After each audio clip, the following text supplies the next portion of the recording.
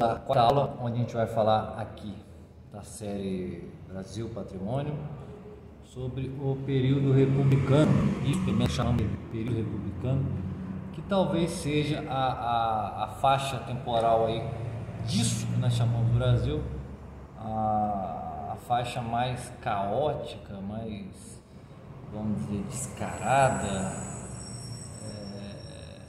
a que mais, por exemplo, mostra a cara daquilo que a gente quer mostrar, que é a existência de grupos, né, ou de um certo sistema de administração e controle do país que é pautado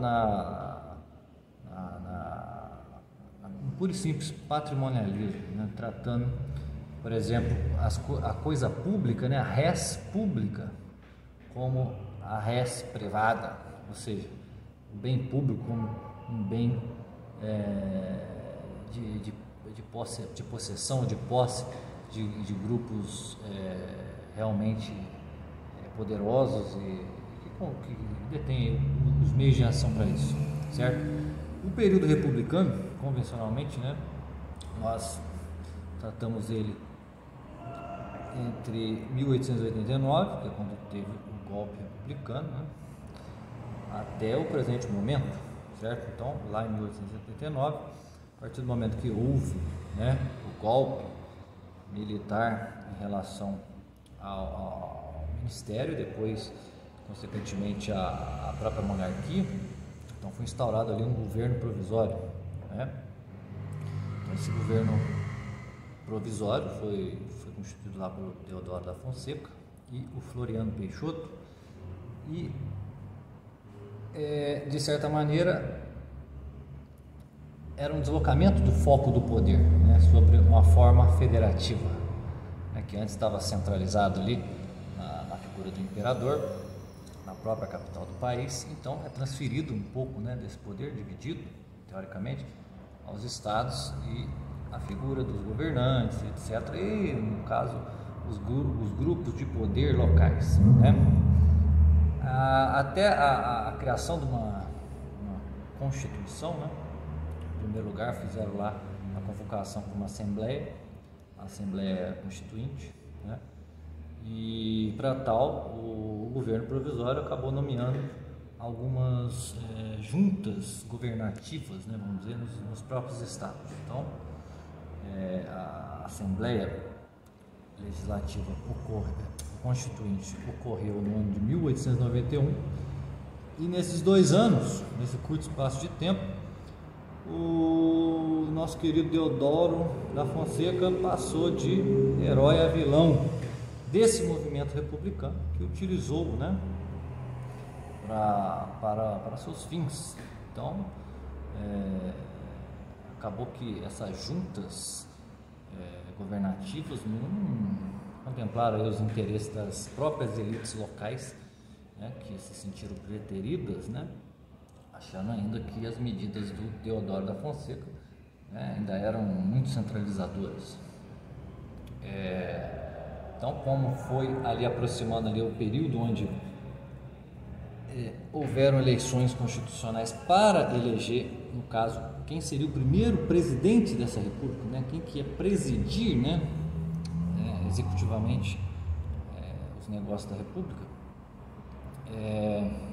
Deodoro da Fonseca era um dos candidatos, e o estado de São Paulo acabou lançando também, claro, a candidatura de uma figura sua, né, uma figura própria, né, o tal do Prudente de Moraes, né, e o vice seria, no caso, né, o Prudente de Moraes, o Floriano Peixoto. Então, o Deodoro da Fonseca acabou vencendo essa eleição, né, e Floriano Peixoto acabou vencendo a de vice.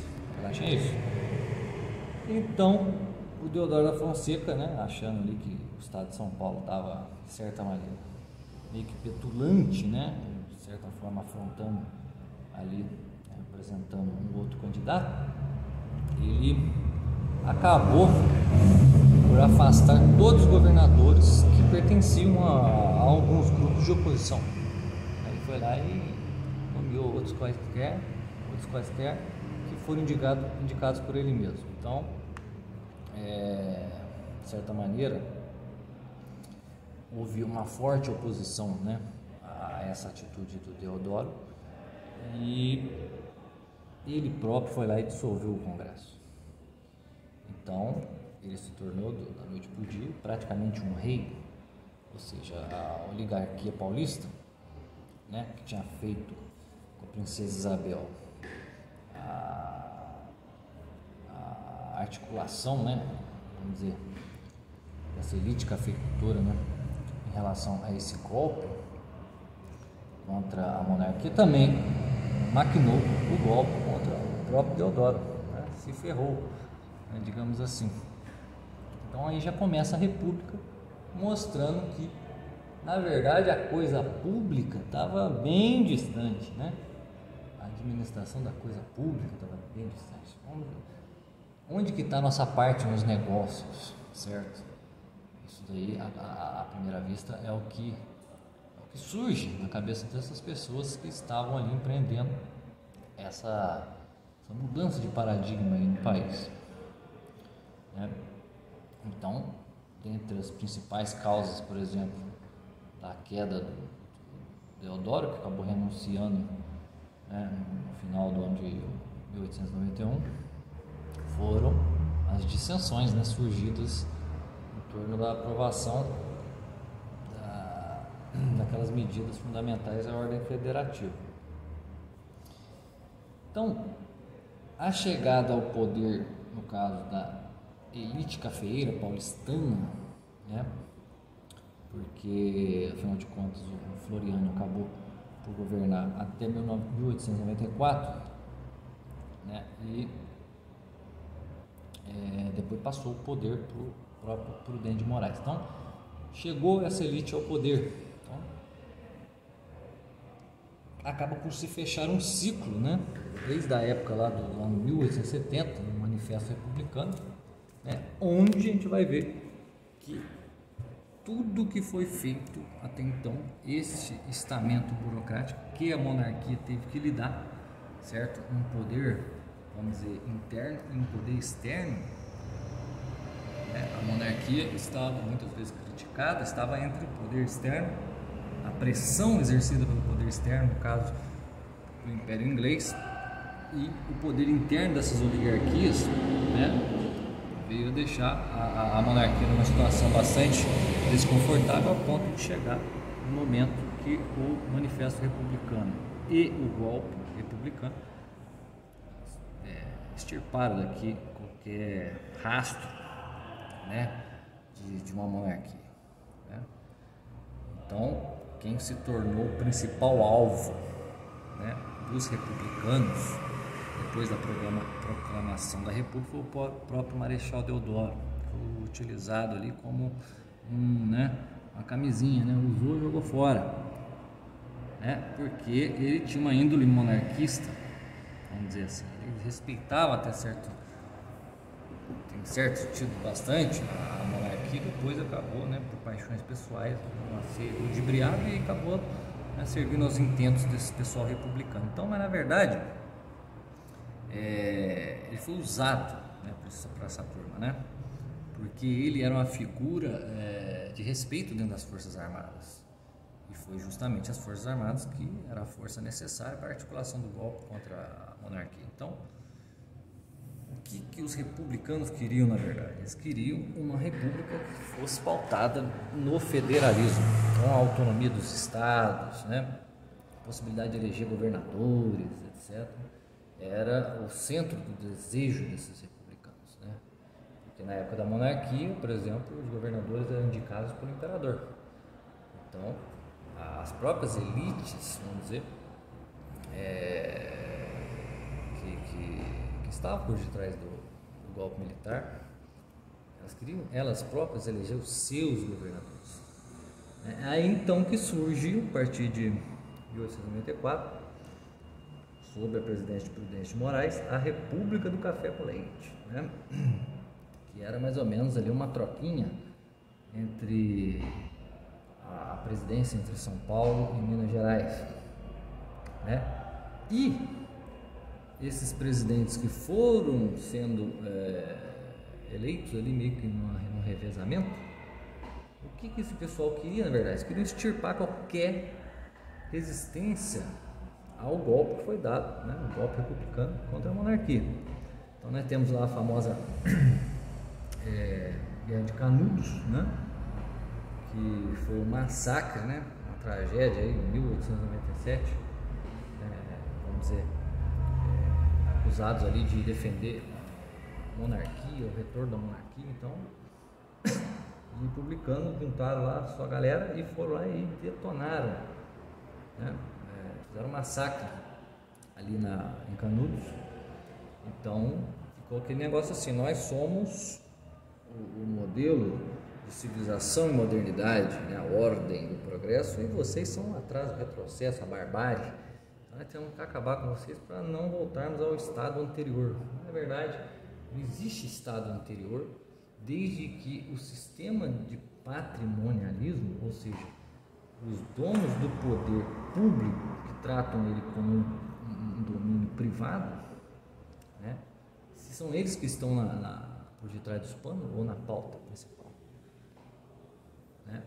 Então, o que os militares acabaram fazendo com essa revolução toda? Eles devolveram aos fazendeiros, né, escravistas, né, do estado de São Paulo, aquele prestígio, né, e poder que eles tinham perdido lá na época da abolição da escravatura, né? Então, eles adquiriram esse poder e trabalharam dentro de uma sucessão alternativa, né? São Paulo e Minas Gerais na presidência da República, certo? Então, a Primeira República, que surgiu ali do golpe militar,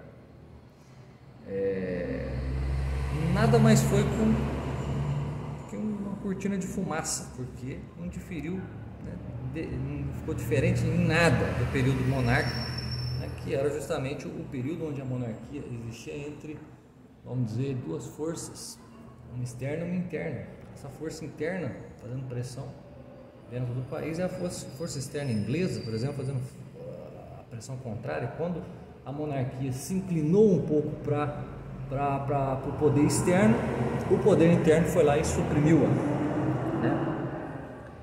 Então, qual é o sentido do golpe militar? Né? Era manter o mesmo domínio que havia no período monárquico, mas nas mãos deles, certo? Então o Brasil, vamos dizer,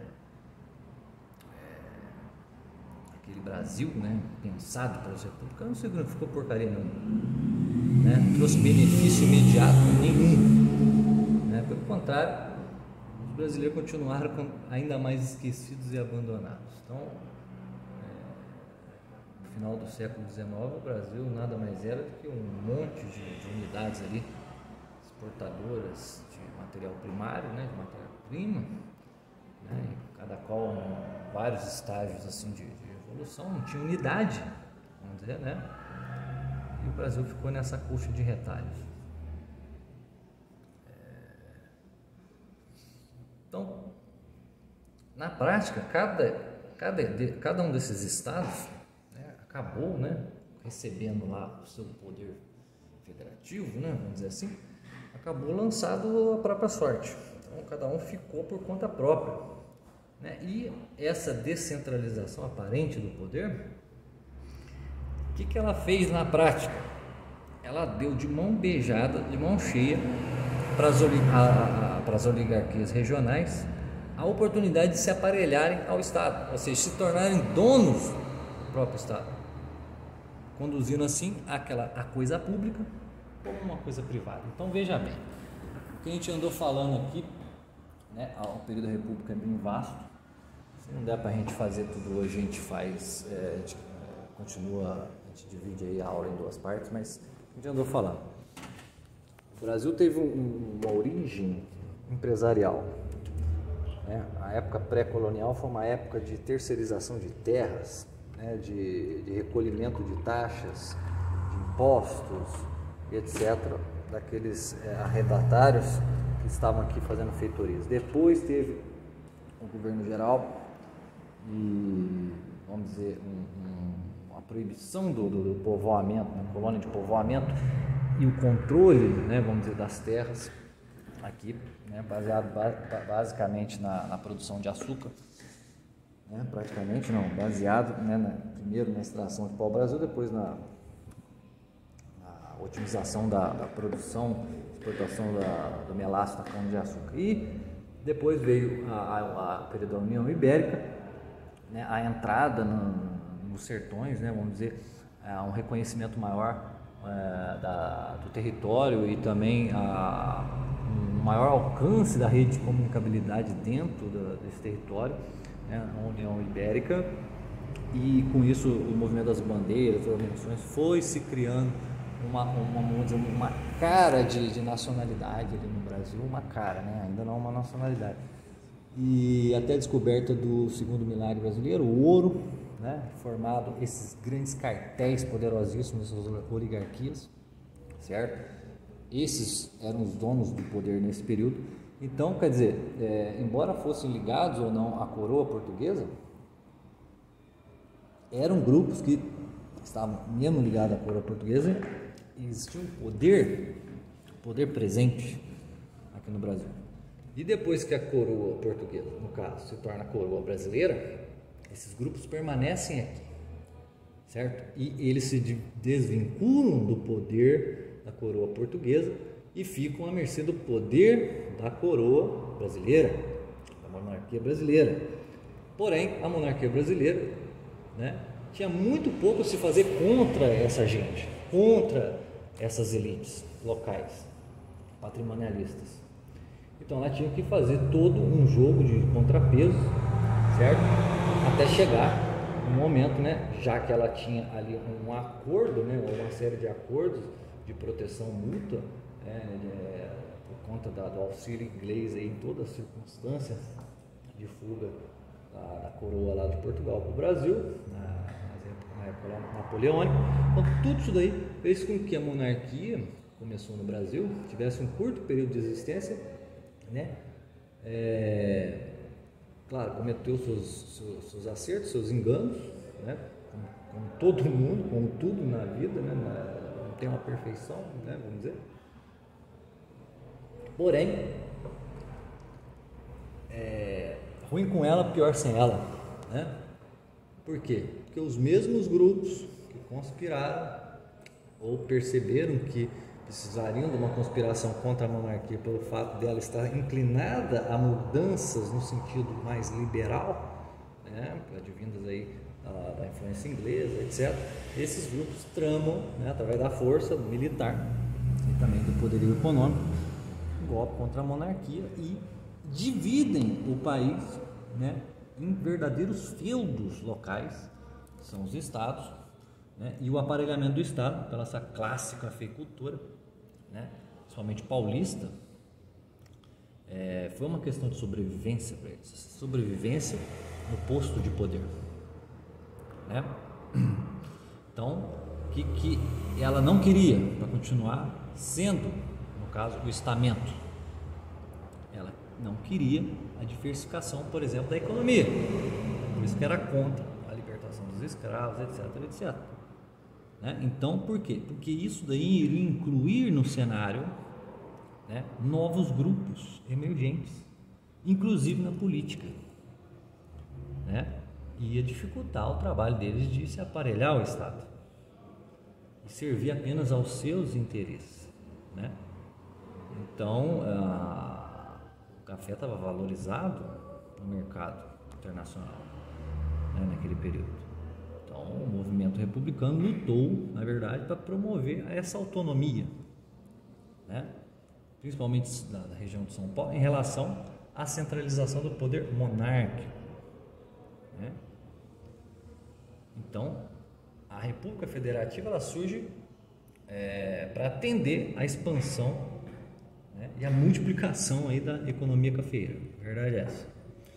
Então, aí nós vemos já o primeiro traço, né, mais claro de quem eram as forças, quais eram as forças estamentais, né, que antes era sempre atribuída, vamos dizer, à coroa portuguesa, depois foi atribuída até mesmo à monarquia brasileira aqui, mas que na verdade não estava ligado apenas de modo relativo a essas duas coroas. Então a República vai instaurar o que no Brasil? Uma política própria, né? Aquele liberalismo europeu não aconteceu aqui, poderia ter acontecido, mas não aconteceu. Então o protecionismo de Estado, né? O protecionismo do Estado, a um setor exclusivo da economia que era pertencente ao estamento, né? Que era o que melhor se aparelhava ao Estado, colocou em detrimento os demais ramos aí, vamos dizer, da economia, certo? Então, a classe dominante brasileira, quando foi preciso, conseguiu anular, né, o avanço do liberalismo econômico, né? Que é o que a menor intervenção do Estado na economia. E esses grupos queriam interferir cada vez mais, de forma mais abusiva, no Estado, através da economia, ou melhor, na economia, com, né, a ajuda do Estado. Então, isso vai durar mais ou menos até a crise de 1929, né, com a quebra da Bolsa lá de Nova York. E isso reverberou aqui no Brasil. Por quê? Porque o café, né, entra em crise, a sua exportação, etc. Então foi uma tragédia aqui, tanto para os Estados Unidos como aqui para o Brasil, né? Porque aqui a economia era pouco diversificada, o café representava aí quase 80% das exportações, não tinha outro produto, né? Então começa a cair, vai cair o rendimento aqui. Então o estamento paulista, aí, né, a oligarquia paulista, ela começou a acionar certos mecanismos compensatórios. Por exemplo, a classe dirigente transferia o conjunto lá da coletividade para o conjunto da coletividade, ou seja, o povo, o peso da carga, né, das quedas, né, do valor do café. Então, para cobrir lá o prejuízo da elite, desses cafeicultores, paulistas sobretudo, o governo federal teve que comprar grande parte da produção e chegou a queimar lá milhões e milhões e milhões de sacas de café. Por quê? Né? Porque diminuindo a oferta, tem pouco, aumenta-se o preço. Nós temos pouquinho café aqui, então nós vamos vender mais caro, tá bom? Tem pouca oferta. É uma malandragem, né? Foi uma malandragem da parte deles, né? Um mecanismo, né, que chamam de compensatório, certo? Mas não funcionou muito. Então começou-se aí uma crise política dessa oligarquia. Então o café, do mesmo jeito que o açúcar e etc, o ouro, seguiu aquele mesmo ciclo, né? Um início próspero, meteoricamente próspero, depois um período de estagnação, né? De regularidade, e depois uma decadência total, né? Então, mesma coisa do pau-brasil, da cana-de-açúcar, do ouro, etc, aconteceu com o café também. Então, isso daí atingiu muito o Brasil nessa época. Então, toda vez que tem uma crise econômica, começa a surgir aquele espírito de dissidência, de revolta, né? Então, isso se tornou também generalizado por conta dessa crise do café, né? E começou-se a aparecer diversos conflitos.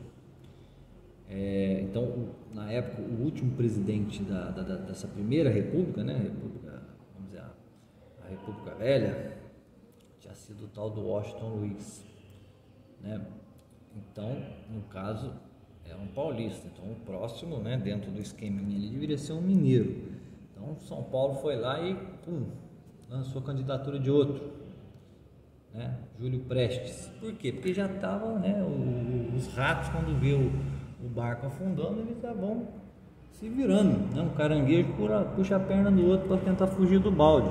Então aí houve uma espécie de ruptura com esse acordo com Minas Gerais, defendendo os seus interesses próprios de classe, né? A sua luta por continuidade no poder, certo?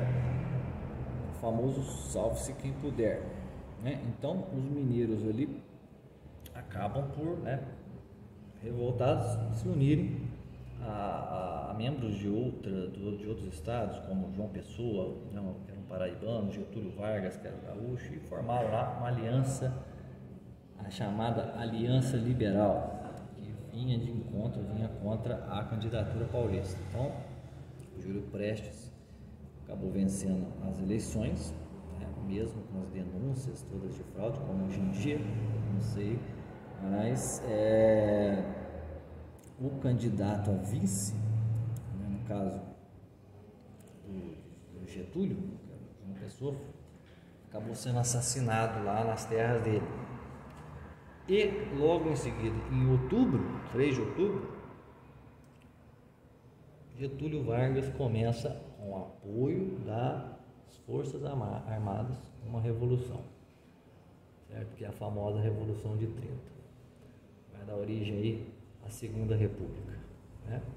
Então dissolve-se o Congresso, Getúlio assume lá os poderes executivo, legislativo, né? Se torna um ditador de fato. Os governadores são todos demitidos e no lugar deles ele coloca lá aquilo que chamava de interventores federais, nomeados por ele mesmo. Então, depois da Revolução, né, consumada a Revolução, fica aquela situação: Getúlio é o presidente aqui, mas ele é de forma inconstitucional, foi eleito pelo povo, né? Então voltou-se aquela sombra, né, da época do Deodoro, né? Então, em 1932, o estado de São Paulo, né, sentindo-se bastante prejudicado, ferido por essa revolução, iniciou a chamada Revolução Constitucionalista, né, que acabaram não dando em nada, foram derrotados, né? Porém, a sua principal reivindicação foi atendida, ou seja, eleições para uma Assembleia Constituinte para a promulgação de uma Constituição que acabou por ser promulgada já 2 anos após esse evento revolucionário aí, certo? Então aí já é a 3ª Constituição do Brasil. Hoje em dia o pessoal tem uma tara pela Constituição, não que ela não deva ser seguida, mas que tratam a Constituição como se fosse um escrito sagrado, não, parte da Bíblia, sei lá, do Corão, alguma coisa do tipo, não. Você vê que a prova que o Brasil nunca teve Constituição é que ele teve, sei lá, umas 7, 6, 5, sei lá quantas, até perdi a conta. Então, quer dizer, enquanto não for definido aqui o que realmente é valorativo em termos jurídicos, o Brasil continua sendo um país que é tocado pelo vento, certo? Então, mesmo que o sistema de federação tivesse sido mantido, né, pelo voto indireto, Getúlio Vargas foi eleito presidente, né? Então, de certa maneira, nesta época, com isto, acabou-se ali o ciclo dessas oligarquias do café. E com ele também a Primeira República, né? A República Velha. A partir daí, irá se constituir uma nova elite. Sobre esta elite, né, do café, vamos dizer assim, né? Então, o poder patronal, o poder patrimonial, o estamento vai trocar de cara, certo? Então vai entrar em jogo uma nova elite, uma elite industrial, né? Ela havia se desenvolvido, né, ao longo desse período republicano, até os anos 30, mas ela não tinha um papel de destaque, não era ainda um protagonista, né? Então, a chegada ao poder de Getúlio Vargas, né, foi o que? Foi a oportunidade, por exemplo, de surgir, né, essa nova elite aí, aparecer, né? Até porque ele encabeçou essa nova elite, né? Ele foi justamente o ponto de ligação do aparelhamento dessa elite ao Estado, certo? Então, e também, né, vamos dizer assim, os seus antagonistas, né, os antagonistas getulistas, começam a surgir, como a própria oligarquia paulista e os comunistas, de outro lado, certo? O Brasil ainda era um país bastante pobre, né, que dependia praticamente 70% das pessoas da agricultura, pouquíssimas pessoas, né, trabalhando, bem menos pessoas trabalhando em indústrias, etc. Então, num ambiente desse, era forte a possibilidade de começar ali os ideais comunistas, né, que estão sempre pautados em cima pelo menos naquela época, da figura do trabalhador, e do outro lado, a concorrência natural dessa elite nova, né, que Getúlio era justamente o ponto de ligação no aparelhamento do Estado, a oligarquia paulista.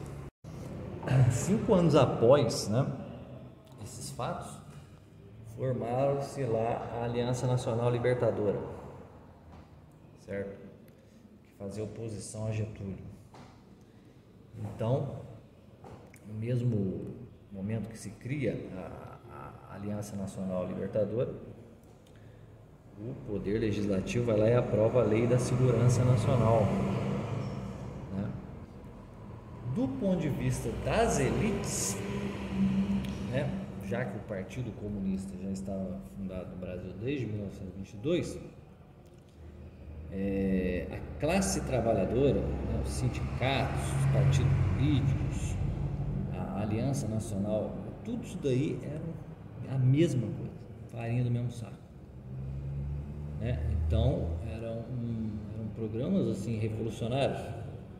Por exemplo, a ANL, né, que é a Aliança Nacional Libertadora, ela tinha como pauta lá, sei lá, a liquidação dos latifúndios, cancelamento da dívida externa, a nacionalização das empresas estrangeiras, etc.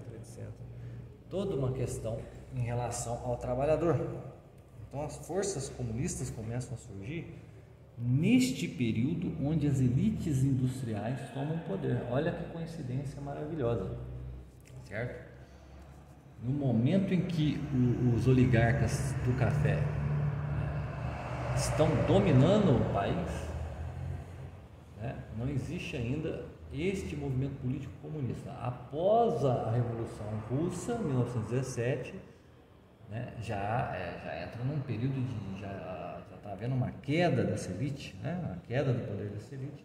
Forma-se aqui os partidos comunistas, ou o Partido Comunista Brasileiro, e pouquíssimo tempo depois, quando as elites industriais tomam o poder, começam a se aparelhar o Estado, aí elas aparecem, né? Aí aparece a aliança disso, o Partido Comunista disso, os sindicatos daquilo, e etc.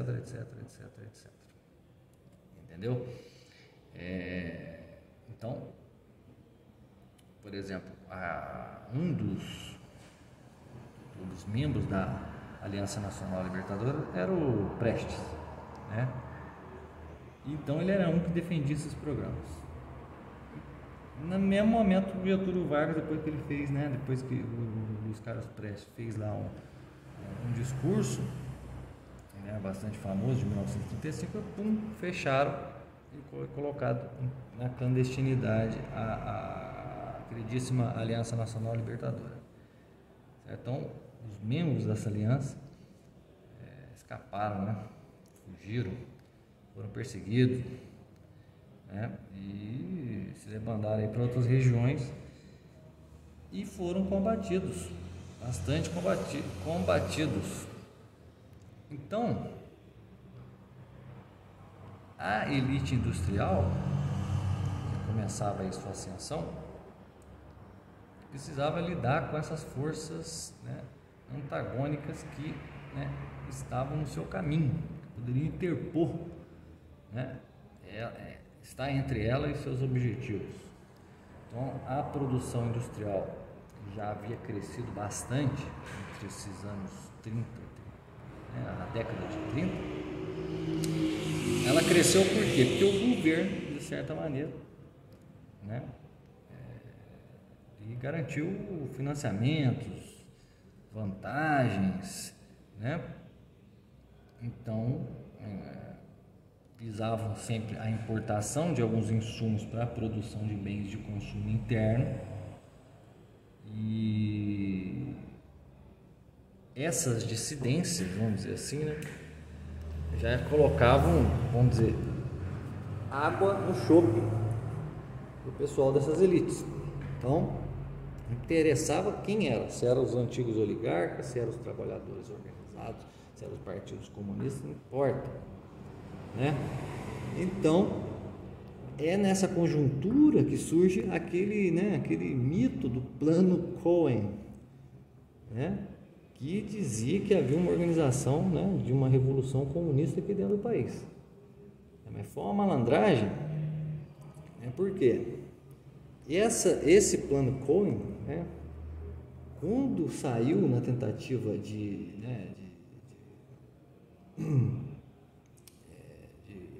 despistar a realidade daquela época, caiu para o Getúlio Vargas como uma luva,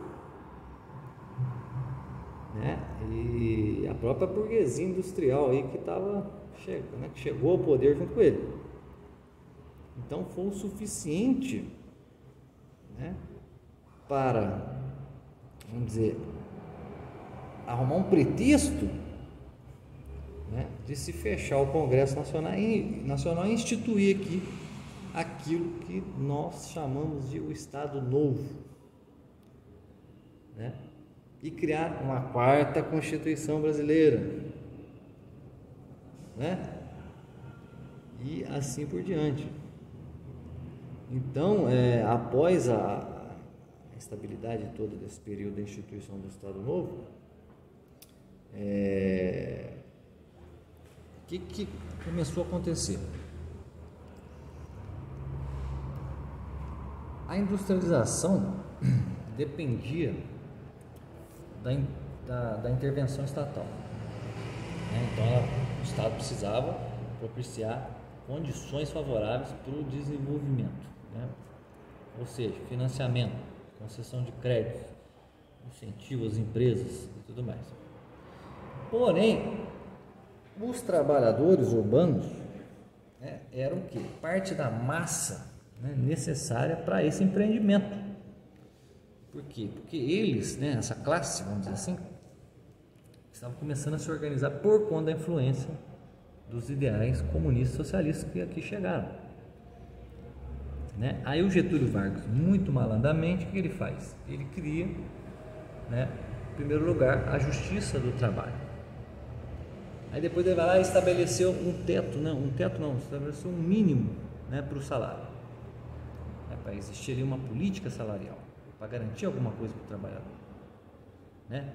Na malandragem, porque a Aliança Nacional Libertadora, né, alguns anos antes, reivindicava essas coisas. Então, pela primeira vez no Brasil, o Estado brasileiro tomou algumas medidas protecionistas em favor não das empresas, mas ou dos grandes empresários, das grandes elites, mas dos trabalhadores. E aí que vem a grande malandragem do Getulhão. Então, as massas, né, assim poderiam ser cooptadas por ele e não ser carregadas pelos grupos antagônicos que disputavam o poder com ele. Então, por exemplo, o imposto sindical. O imposto sindical foi uma forma de encher o bolso dos sindicatos, né, que depois que tivessem bem capitalizados, né, iam fazer lá suas atividades com os trabalhadores, não encher a paciência, né? Eles não iam se politizar, certo? Eles iam ficar neutralizados. Depois criou as leis do trabalho, tudo que tem a ver, né, desde o Ministério do Trabalho até a CLT e tudo mais, tudo. O Getúlio, uma jogada de mestre, ele roubou as pautas, né, desses grupos antagônicos para manter o seu projeto de domínio. Então, institucionalizando as relações entre a classe operária e a classe patronal, os donos do poder, né, tornaria, vamos dizer, as relações entre eles e o Estado muito mais agradáveis. Então, foi uma estratégia do governo e das próprias elites para anular qualquer possibilidade, né, dessas forças sociais como dos trabalhadores de repente se tornarem nocivas, certo? Vamos dar uma pausa aqui que eu vou fumar um cigarro. Já volto aí, peraí. O cigarro. Então a gente vê que, né, o Getúlio Vargas ele usou as estratégias inteligentíssimas, né, para manter ali o aparelhamento do Estado com as elites industriais que junto a ele vieram a se agregar, né, nessa relação simbiótica que só existe, parece, no Brasil. Existe em outro lugar, em certa medida, mas aqui no Brasil parece que é um sistema, uma cultura, né? Então, isso dura até mais ou menos 1945, é quando termina o tal do Estado Novo, que durou pouquíssimo, certo? E o período que vem seguinte, né, já ali no início dos anos 40, quando começa né, a pressão da sociedade, né, o fim da ditadura varguista, né, querendo lá as eleições diretas, aquela coisa toda, constitucionalismo, etc. Então, o Getúlio vai lá e baixa o tal do ato adicional, né, a Constituição de 37. Então, ele decretou ali nesse ato um novo Código Eleitoral, né, que estabelecia lá as regras de eleição, né, para presidente da República, etc. E ali faria uma nova Constituição, né? O Brasil ele vive de Constituição em Constituição, por isso que ninguém respeita nenhuma que existe, certo? Então marcou-se lá novas eleições, né?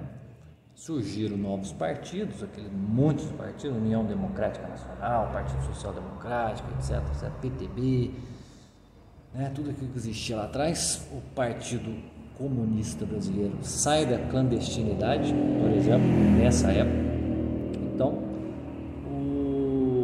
quem vence a eleição é o General Dutra. Então, a transição que houve, né, entre o período Vargas e esse novo período, né, vamos dizer, que chamam de período democrático, né, produziu as suas rupturas, né, e uma tensão. Então, por exemplo, antes da eleição, um grupo que era varguista, né, iniciou lá uma campanha a favor do Getúlio para que ele pudesse disputar a eleição, né? Ele foi, no entanto, afastado do governo por um suposto golpe militar em 1945. Porém, foi aquele golpezinho meio mandrake, né? Não houve uma reação do Getúlio Vargas, então ele se retirou lá da cena política e foi só um arranjo, né? Um arranjinho, mais um, né, no Brasil, né? Provisório, certo? Um estilinho brasileiro mesmo, né? Que é o famoso mudar e não mudar nada, né? Deixar tudo como está. Então, dando continuidade a isso, o Getúlio não pôde participar da eleição, mas ele se elegeu lá como senador, né? Teve bastante voto. Mas o que mais deixou assim, mais chamou atenção nessa época, no processo eleitoral, foi a quantidade de votos que o Partido Comunista Brasileiro recebeu nesta eleição. Então, mais ou menos 10%, indicando que esse grupo, né, já estava bastante avançado aqui em termos de crescimento, né, na popularidade política, né? Então, mais uma Constituição, né? Mais uma Constituição, ela a quinta, né, do Brasil, foi promulgada aí em 1946, né? Então o pessoal ficou eufórico, né, com a eleição. Agora vai melhorar, agora vai. Sempre o Brasil é assim, é sempre a esperança, né, a quintessência da esperança, né? Então, vamos dizer, o presidente na época, o Dutra, começa a falar, opa, vamos reprimir esse Partido Comunista, né? Vamos caçar o registro dele, né? Porque realmente o Brasil, como tinha naquele período, vamos dizer, um alinhamento maior com os Estados Unidos, uma época ainda inicial da Guerra Fria, o início lá da Segunda Guerra Mundial, então tinha esse ranço, né? Bastante bom, né? Contra os comunistas, mas infelizmente isso, a gente sabe o que deu hoje em dia. Então, desde esse período que termina o Estado Novo, até o momento que, entre aspas, democraticamente entra lá o presidente Dutra, depois o retorno, né, até a morte de Getúlio Vargas, né, até os anos 60, foi um período onde o governo brasileiro incentivou principalmente a formação e o desenvolvimento das indústrias de base, que nada mais era do que aquelas indústrias que produziam matérias-primas, né, chapa de ferro, de aço, parafuso, essas coisas todas, né, que abasteceria outras grandes indústrias e até as fábricas automobilísticas. Então, nesse sentido, em 46 foi criada a famosa CSN, né? A diversificação da economia, né, foi gerando uma série de desenvolvimentos a partir de então, né, já começado o período industrial do Vargas, né? Então, assim, coisas do tipo de indústria não, polos energéticos, por exemplo, hidrelétrica, etc., também foram criados, né, na época do Getúlio, a Petrobras. Então, quer dizer, por um lado, o Brasil ele se industrializou, né, e se urbanizou muito ao longo desse período do Vargas, né, até chegar no seu, né, vamos dizer, naquele que herdou, né, isso tudo aí, que foi o Juscelino Kubitschek. Então, na verdade, o Estado, ele servia de quê? Capitalizador, né, da classe empresarial, a tentativa de diversificar cada vez mais, né, através desses investimentos, a economia brasileira e aumentar, claro, o poder do estamento da elite industrial no Brasil, que é o novo estamento do Brasil, né, o mesmo novo estamento, né? Então, como os oligarcas cafeicultores, esses empresários de agora, né, industriais, tinham acesso aos benefícios do governo. Então, eles eram o estamento, né? E como diria lá o Max Weber, o que é o estamento? É uma teia de relacionamentos que constituem um determinado poder com uma tal capacidade de interferir um campo, uma atividade ou em determinado governo de forma coercitiva. Então, no Brasil, o estamento, né, segundo as palavras do Raimundo Fauro, abre aspas, comanda o ramo civil e militar da administração e dessa base, com aparelhamento próprio, invade e dirige as esferas econômica, política, financeira. No campo econômico, as medidas postas em prática, que ultrapassam a regulamentação formal da ideologia liberal, alcançam desde as prescrições financeiras e monetárias até a gestão direta das empresas. Ou seja, existe lá esse é o elo de ligação entre o Estado, né, entre o público e o privado. Continuando, passando pelo regime das concessões estatais e das ordenações sobre o trabalho. Então, segundo Raimundo Fauro, o estamento burocrático é justamente esse, onde ele se encontra. Ele se encontra, né, no elo entre a coisa pública e a coisa privada, seja da esfera econômica, política ou financeira. né, através de certas medidas, regulamentações, etc., que vão muito além da mera ideologia liberal, e que, né, acaba, através de concessões estatais, ou seja, incentivos do Estado, né, a propiciar às grandes empresas, aos grandes empresários, aos grandes donos de certos capitais de giro, aí, etc., capitais mesmo, né, dinheiro, poder para ordenar toda a força de trabalho, todo o sistema econômico do país. Então, por exemplo, desenvolveu-se a indústria. Então, aumentou o que? Em primeiro lugar, o número de trabalhadores, certo? Aumentou-se o número de trabalhadores. O que acontece? Aumenta-se o nível de exigência desses trabalhadores a respeito do Estado, certo? Começa a greve, os sindicatos começam a lutar pelos direitos cada vez mais dos trabalhadores, supostamente, né, claro. Então, começa a haver um embate entre trabalhadores e o Estado.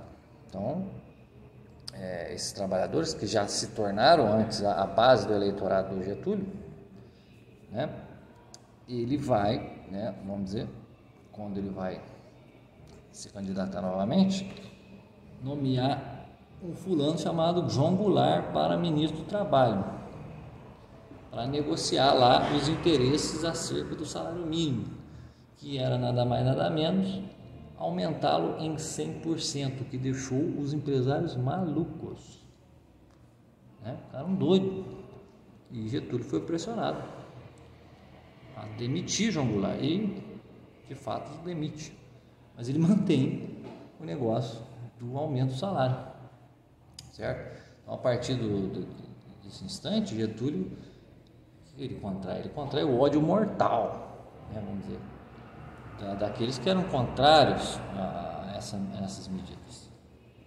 certo? Então, nesse clima, nessa situação toda, né, Getúlio ele se vê oprimido, vamos dizer assim, por essa turmaiada toda, ele acaba, né, metendo uma bala em si mesmo, né? Pelo menos é o que dizem, né? Aí o queridíssimo Café Filho se torna o presidente até 1955, que é quando se realiza outra eleição, e Juscelino Kubitschek, né, vence, tendo como vice o João Goulart. Olha só, aí ele volta, né? Então, desde o suicídio do Getúlio, que marcou o fim aí da política mais nacionalista do Brasil, né, dá-se início a um projeto de desenvolvimento, né, que se apoiou basicamente no quê? No dinheiro ou no apoio externo. Então, aquela polarização, né, começou lá na Segunda Guerra Mundial, Estados Unidos e União Soviética, Guerra Fria. Então, o debate do nacionalismo começa a ganhar espaço, sobretudo entre os comunistas, né, que não queriam nenhuma interferência dos Estados Unidos, do Brasil, economicamente, culturalmente, que fosse, né? Então, a esquerda pregava uma ruptura contra os americanos, e o governo de Juscelino não, ia na direção oposta, né? Fazendo metas, etc., no intuito de trazer para cá, por exemplo, empresas americanas. Na década de 40, né, 31% dos habitantes aí, né, do Brasil, né, moravam em áreas urbanas. Muito pouca gente morava em área urbana. Então, o processo de modernização não foi tão vasto assim, né, tão amplificado assim, né, só no início. Então, esse projeto do Kubitschek visava expandir, por exemplo, principalmente as áreas urbanas, né, o convívio dentro de áreas urbanas. Então, por exemplo, nesse sentido também, que é quando vai se trocar as linhas férreas por rodovias, o que incentiva mais ainda a fabricação de automóveis, né? Então, as empresas que vinham para o Brasil acabavam por receber do Estado, né, do governo, incentivos fiscais formidáveis, né, que impedia a formação de fábricas nacionais, porque era se dado, né, essas concessões, esses privilégios a estas empresas americanas e tudo mais, no intuito de gerar aqui desenvolvimento, principalmente econômico e urbano, né? Então, vamos dizer, num mundo que era inspirado, né, pelaquela política do keynesianismo, né, desenvolvendo ali a infraestrutura do país, industrialização e tudo mais. Então, a defesa da intervenção estatal na economia para garantir esse estado de bem-estar social, né, que na verdade era apenas, né, baseava-se no incentivo à produção e manutenção dos empregos, certo? É o que o governo de JK utilizou para transformar o Brasil num país urbano e industrial, certo? Aí foi lá e fez a cidade de Brasília, aquela coisa toda, né? No dia do descobrimento do Brasil ainda, que ela foi inaugurada e tudo mais, né? E o período Kubitschek vai ser esse período do desenvolvimento aí, né? Que ele chamou de 50 anos em 5, né? Por que a gente está falando todas essas coisas? Estamos tentando soltar aqui, fazer um voo, né, rasante sobre a política brasileira durante esse período republicano. Por quê? Porque a tônica do período republicano, para os fins aqui do nosso projeto, da nossa série de aulas, é demonstrar como, né, os movimentos políticos, as mudanças políticas, as crises e rupturas, etc, sempre demarcam o quê? O interesse de poderosos grupos de poder, oligarcos e, né, de elite, que fazem justamente aquilo que a gente está querendo iluminar aqui, que é transformar aquilo que é público, aquilo que é, vamos dizer, ou que deveria ser algo da nação, em algo privado de certos grupos, certo? Por exemplo, quando chega lá o João Goulart aos anos 60, né, na época da eleição dos anos 60, João Goulart, ele era vice, né, do Jânio Quadros, né? O vencedor da eleição foi o Jânio Quadros. O que aconteceu ali? O Jânio Quadros estava puxando o saco, de certa forma, do João Goulart, de tal forma que foi lá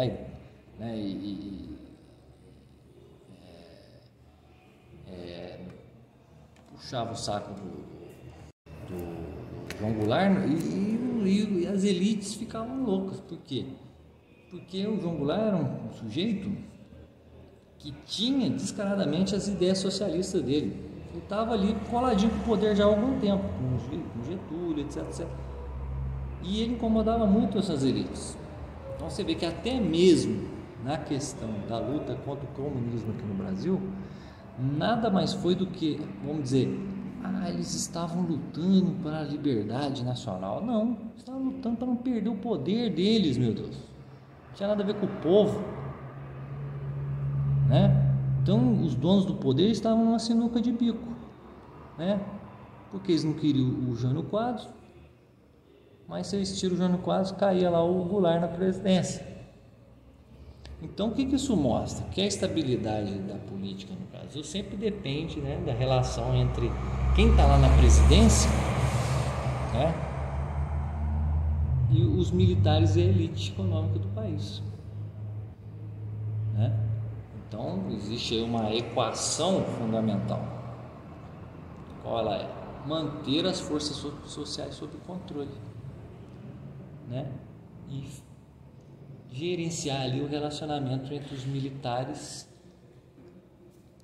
e as elites econômicas. Esta é a tônica do Brasil, né? E até a renúncia do Jânio Quadros, né, etc. Tudo isso daí entra nesse entorno.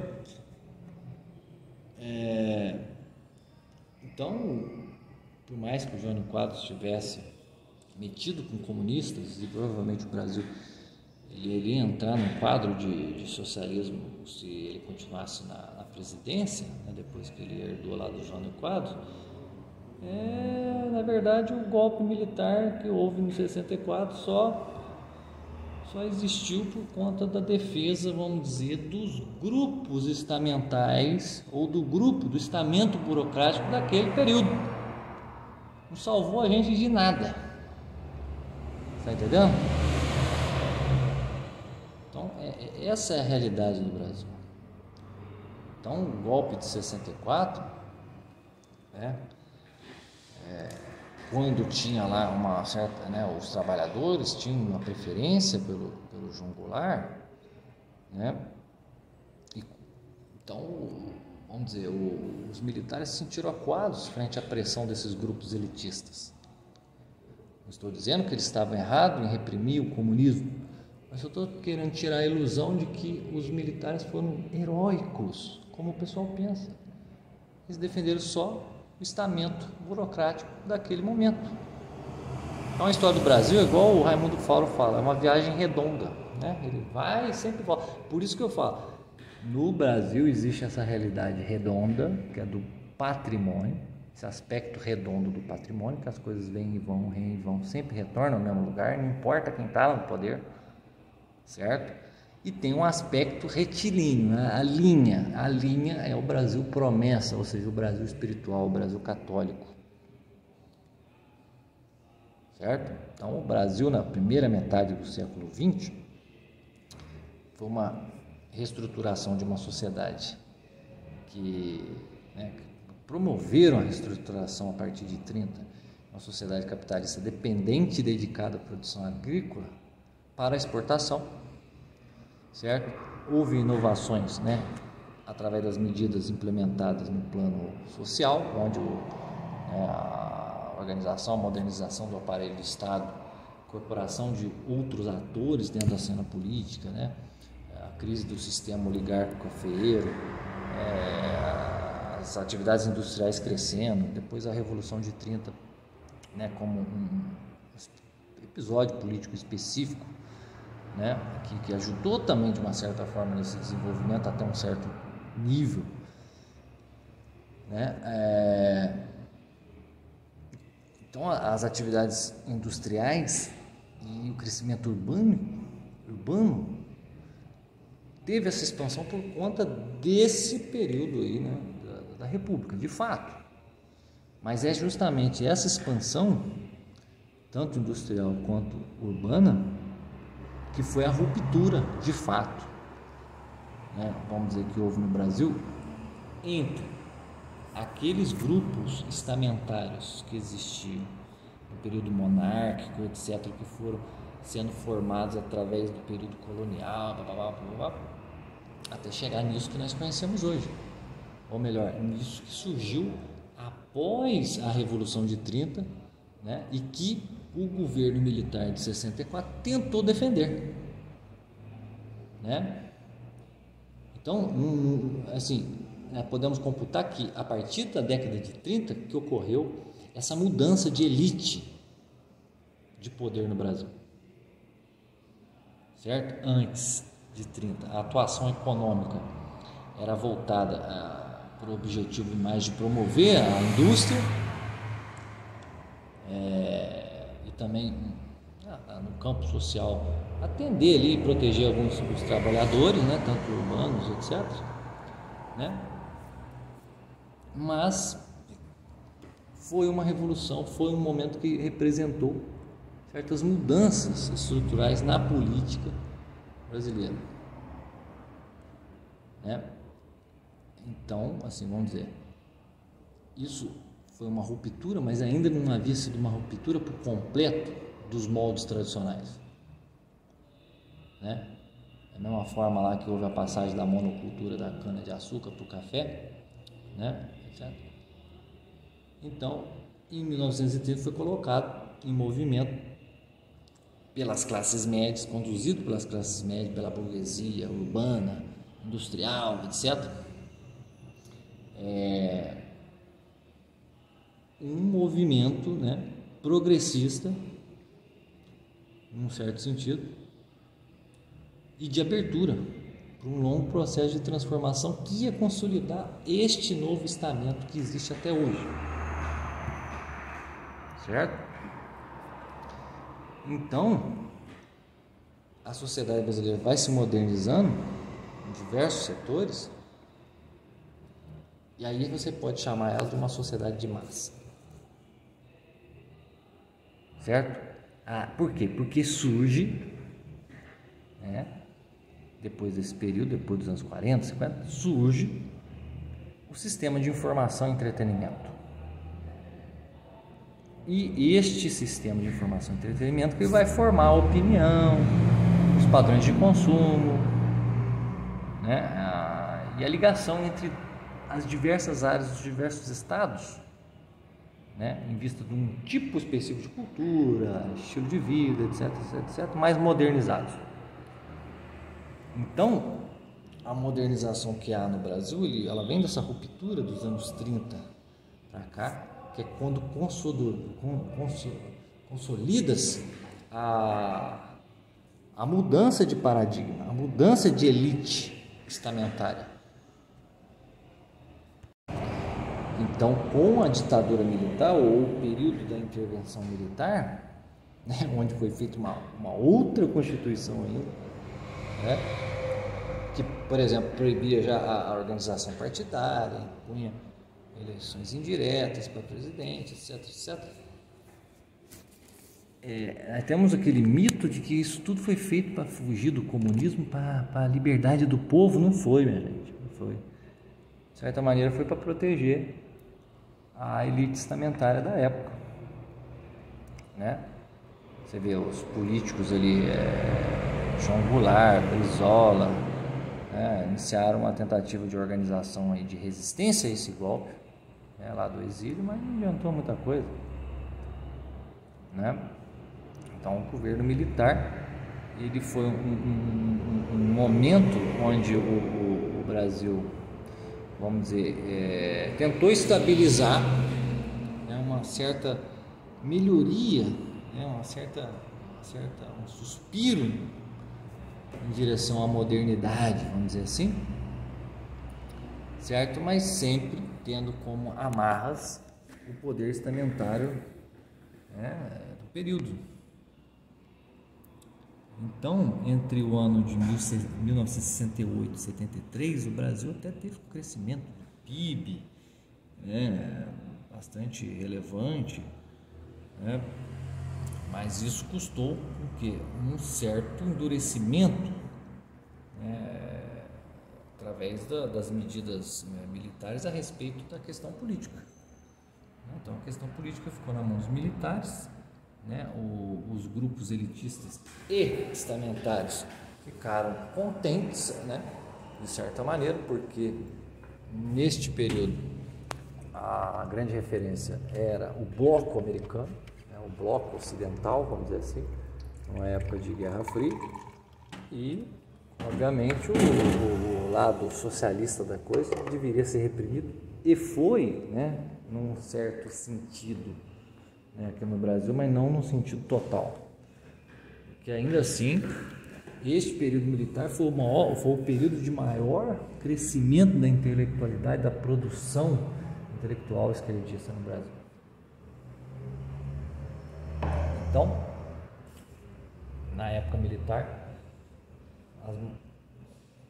as maiores empresas no Brasil eram americanas, alemãs, holandesas, italianas, inglesas, etc., multinacionais, né?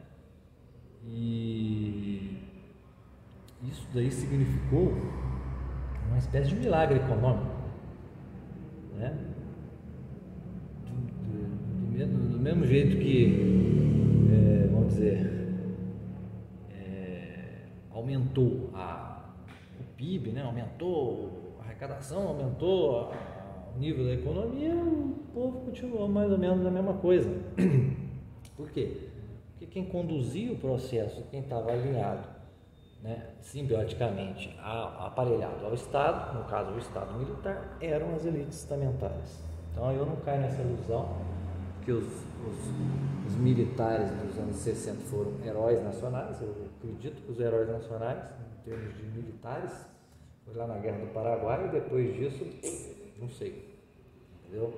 Não vou fazer injustiça com um ou com outro, no caso específico, mas no geral, essa ideia, essa coisa idealizada das Forças Armadas, eu já não tenho mais. Não sou contra ela, absolutamente não, mas acredito que ela serviu a interesses antagônicos à sua razão de ser. Então houve o período da abertura política, né, a partir de 79. Então os militares começam a afrouxar um pouco, né, da abertura política. Então intelectuais, artistas que estavam, né, entre aspas, exilados, começam a retornar. Formação de partidos aí, PMDB, PT, né, essa porcariada toda que existe até hoje, né, e as eleições diretas em 82. Então, da Constituição de 67, que havia determinado uma eleição indireta para presidente, né, fizeram lá uma emenda constitucional para poder, enfim, começar a ter eleições diretas. Teve para governador, etc., senador, mas não ainda para presidente. Mesmo assim, em 85, Tancredo Neves se torna colégio eleitoral, elege ele como o presidente, José Sarney vice. Então, 2 civis, os primeiros desde 64 para presidente e vice-presidente da República. O Tancredo morreu rapidinho, né? E o Sarneyzão, o dinossauro, que está lá até hoje, herdou a presidência. Então esse cara que por exemplo, é uma figura obscura, uma figura famosa ao mesmo tempo, mas é uma figura obscura da política, ele está aí até hoje, e ele estava lá nesse processo de transição, de abertura política, né? E o que ele fez ali? Ele fez como todos os outros fizeram, um projeto, né, de se formar uma nova Constituição, aí sei lá, a 6ª ou 7ª, eu perdi até a conta, né, de quantas foram, acho que é a 6ª, né? Então, uma Constituição que, no mais das vezes, faz o quê? Faz tornar tudo em relação à vida humana, aqui no Brasil, né? Como diz lá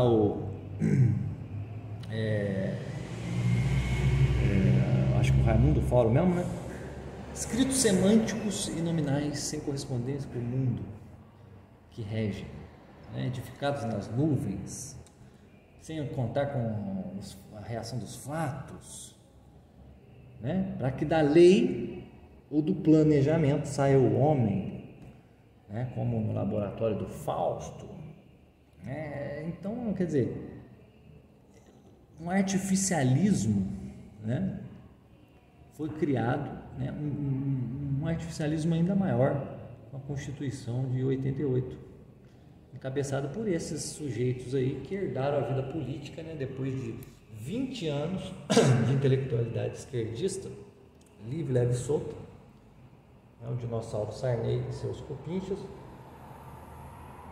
Então você vê que o estamento, ele continua existente, não importa as figuras que estão lá. E ele não é nem político, e ele nem é nem empresarial, ele não é nem industrial, ele é um amálgama dessas coisas todas. Certo? Então, quando tem lá as eleições de 89, o pessoal fala, Collor versus Lula. Mas o Collor, ele né, tem uma panca um pouco melhor do que a do Lula, né? Mas ele é representante lá dos oligarcas nordestinos e não do empresariado paulista. Não, mas ele é melhor que o Lula, porque o Lula, né, tem aquela cara de bebum de bar ali, né? Como é que é o nome? De trabalhador de usina e etc. Então, não, Collor, né, faz aqui um arranjo, né, o Collor não pode ser esse socialista Lula não, né? Aí o Collor entra lá, inventa aquele tal do plano Collor, vai mexer com um negócio de caderneta de poupança, onde o sujeito se via, né, tolhido ali da possibilidade de fazer, né, saques, etc, etc. Eu não vou ficar aqui falando disso, mas as medidas desse plano Collor atingiu principalmente quem? A classe média e a burguesia, ou seja, o pessoal que estava mais, né, vamos dizer, próximo à elite. Então, a partir do início desse plano, começa a chacoalhar as coisas. Opa, a elite, né, que apostou as fichas nele, né, que não queria saber de Lula, né, de operário no poder, se frustrou. Então, impeachment. Você vê que quem que foi o agitador do impeachment? A mídia televisiva. Então imputaram crimes lá ao Collor, que depois agora aí o STF, como é que se diz, enxugou, não tem crime nenhum na verdade, né? É só pretextos, né, úteis para o afastamento dele, do impeachment dele. Então, na hora que ele anunciou lá o plano econômico, que transferiu para as elites o ônus das mudanças, caiu, meu filho, certo? Então, os anos 90 começa com isso, né? Um governo interino ali do Itamar Franco, e depois, em 94, o famosíssimo e maravilhosíssimo Fernando Henrique Cardoso, socialista, fabiano, certo? Então, aquele dilema das elites em depor o Collor, né? Chega em 94, o grande medo, né, era o Lula. Então, vamos dizer, vem o Fernando Henrique, leva a mamata, né? Se torna ali um salvador da pátria, plano real, etc. Começa o neoliberalismo no Brasil, né? Menor intervenção do Estado, aquela coisa toda, né? Privatizações, né? Para evitar aqueles rombos, né? do dinheiro público, das mamatas de cargos dentro de estatais, né? Etc. Então, começou aí, vamos dizer, aí começa o plano de preparação, vamos dizer assim, para passar o bastão, né, naquele famoso teatro das tesouras entre a falsa direita do Brasil e a esquerda lulista. Mas tudo isso daí demonstra apenas o seguinte, deixa patente que no Brasil o que impera? O estamento, o clientelismo, o fisiologismo. Então, a abertura política, redemocratização do país, né, só abriu espaço para novos arranjos, novas oportunidades, né, no bilionário universo do setor público, né? Então, uma nova elite surgida aí nos anos 80, que não fazia parte daquela que estava aparelhada ao Estado durante a ditadura militar, ela começa a ascender com este período pós-Fernando Henrique. Então, a passagem da ditadura militar para a democracia é consolidada, a falsa democracia, claro, é consumada no governo Fernando Henrique. E o projetinho dele aí de modernizar o país, né, seguindo lá os padrões internacionais, né, neoliberais. E isso daí coincide com aquele período onde teve a queda do muro de Berlim, aonde a perestroika, aquela coisa toda, começa a ser a tática da Internacional Socialista e todos os seus satélites, né, todos os seus segmentos aí ao redor do planeta. Então, o Brasil é entregue de certa forma aos globalistas e comunistas neste período, completamente entregue nesse período. Enfim, né, Então a gente vê, para concluir aqui, que já ficou bem extenso, né? Ficou bem extenso aqui. A gente vê que no Brasil a questão do estamento, ela gira em torno basicamente deste fato, o fato que entra governo, sai governo, faz Constituição, refaz Constituição, tem revolução, não tem revolução, permanências, continuidade, tudo isso daí gira em torno do quê? Gira em torno de uma disputa de poder na esfera privada e pública, onde as duas, vamos dizer, estão interligadas de tal forma que a gente acredita piamente que há uma separação entre elas, quando não há.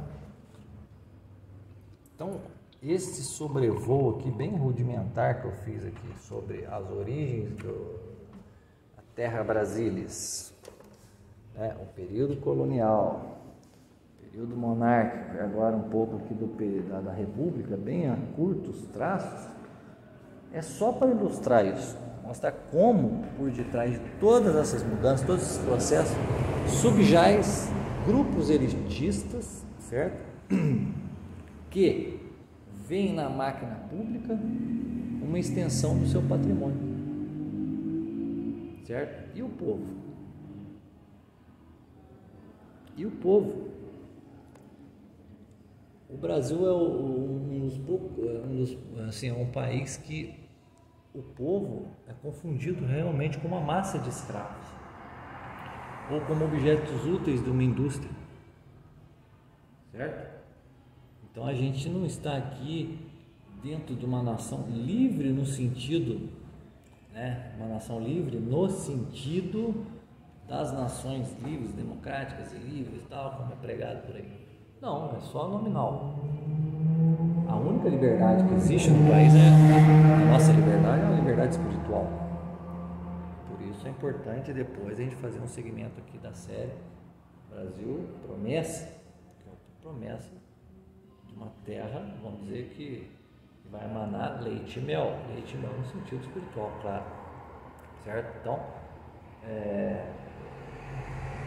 todo esse sobrevoo que a gente fez sobre a história do Brasil, um sobrevoo, claro, bastante resumido, bastante sintético, visando apontar, né, esses detalhes sobre a questão estamentária no Brasil, a questão do patrimônio no Brasil enquanto patrimônio de terceiros, de grandes conglomerados privados, certo? E na quinta e última aula, que é a próxima aqui dessa série, nós vamos falar, né, do estamento. Que de fato é esse estamento, certo? Segundo a perspectiva, Max Weber, o Raimundo Fauro, que puxou dele também, até mesmo do Sérgio Buarque de Holanda, que ele e o Raimundo Fauro foram idealizadores, fundadores por exemplo, do PT, que visava lutar contra esse imperativo categórico, né, que é estamentário no Brasil. O patrimonialismo estamentário no Brasil, é o que chamava de estamento burocrático. Vamos tentar compreender o que Raimundo Fauro compreendeu sobre isso, certo? Então, terminar por aqui, que já ficou bem grande, bem maior do que eu imaginava. Vamos ali fumar um cigarro e até a próxima. Valeu!